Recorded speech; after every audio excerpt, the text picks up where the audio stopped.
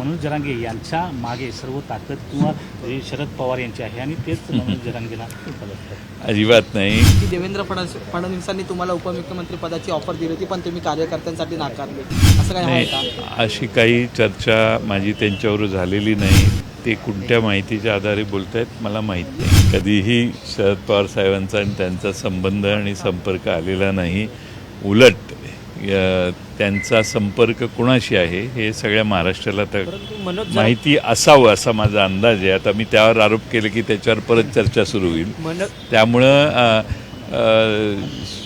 तसा कोणताही संबंध नाही.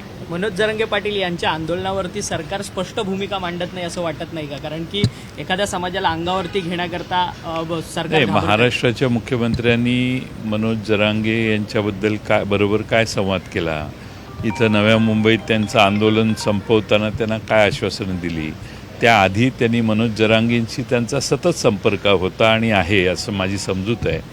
तर त्यात त्यांचा जो संवाद आहे त्याच्यात विसंवाद कशामुळे तयार होतो आहे या सगळ्याचा अभ्यास करून सरकारने जबाबदारीने अशी आंदोलनं वारंवार होणार नाही त्याची काळजी घेतली पाहिजे असं मला वाटतं. सर, मंत्र्यांच्या बंगल्यात